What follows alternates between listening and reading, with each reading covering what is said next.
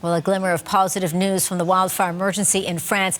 This is new video into us from around-the-clock suppression efforts to keep the flames at bay near Bordeaux. Today, officials are allowing over 80,000 evacuees to return home as cooler weather, rain, and high humidity has stalled fire growth. But the situation still remains high risk and could change at any moment. And that's something our next guest knows all too well. Deborah Jensen is a Canadian who lives in France about half the year with her husband and her 2 dogs. She's been evacuated twice since last week, and we reached her from Cotignac, France. Deborah, thank you so much for giving us your time today. Oh, thanks for having me. It has been a lot of back and forth for you. I understand you've been evacuated twice. You are now back home. But talk to us about this experience, what it's all been like for you. You know, the first word that comes to mind is surreal. To be out working in the garden, to glance up to see a column of smoke coming up from over the ridge and starting to keep an eye on it. And in the period of 3 hours, it went from a small column to an outright Armageddon. I mean, I've never seen anything like it. And it took that amount of time to really say, okay, we need to think about getting out of here and starting to load the car. And 10 minutes later, getting the emergency evacuation signal from the French government saying you need to leave and you need to leave now. So we immediately headed to one of our nearby villages, and it was really interesting to see all the cars that were pulled over on the side of the road, everybody else doing the same thing, reading that emergency alert and trying to determine what their next steps were going to be. So terrifying. I can only imagine. And I think, interesting enough, that collective effort of everyone feeling the same thing that you were. We need to get out. Where do we need to go? What do we need to do? You've been allowed to return. It was just for a short stay. But when you did come back, what did you see? What was the situation like?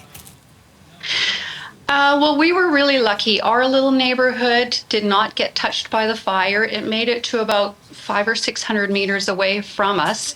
So when you look at that same direction where we saw the column of smoke coming up, now is just black char along the ridge.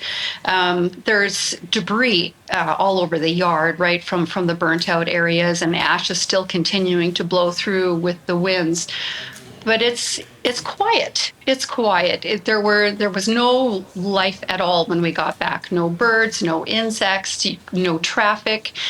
So life is slowly starting to creep back in. But it was a little uncomfortable coming home for the last time. I think the word that you just said, first of all, surreal.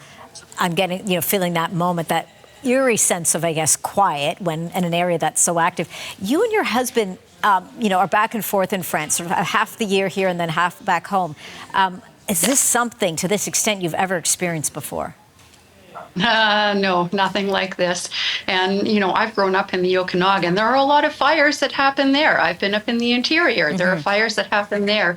But this was so fast and so intense. Fire raging down the hillside like I've never seen anything like that before. So I have to say kudos to all the local firefighters. They were bringing in people from some of the surrounding countries. The Canadair water bombers were going back and forth, but they were so organized and really managed to contain it to about just under 5,000 hectares, I think. Incredible. And hats off, of course, the brave work that all those firefighters and first responders are doing. You mentioned your house wasn't touched, but others in the neighborhood, unfortunately, were not so lucky. Not so lucky. I have not talked to anybody personally yet who's had that experience. I do. Our next door neighbor has a really good friend where her house has disappeared. And she says it hasn't even sunk in yet what has happened.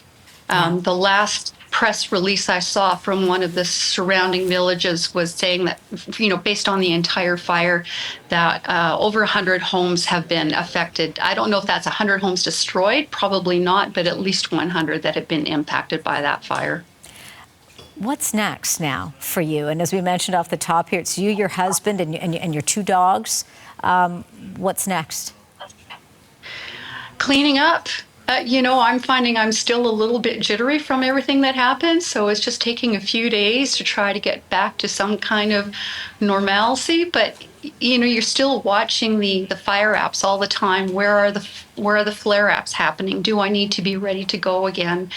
But just trying to make life more normal again. Everything is open again. The markets are happening. So it's just trying to breathe again.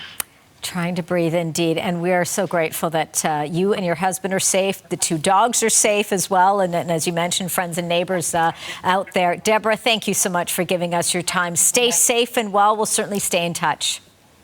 Great. Thank you very much. You're very welcome. That's Canadian Deborah Jensen speaking to us from Cotonac, France.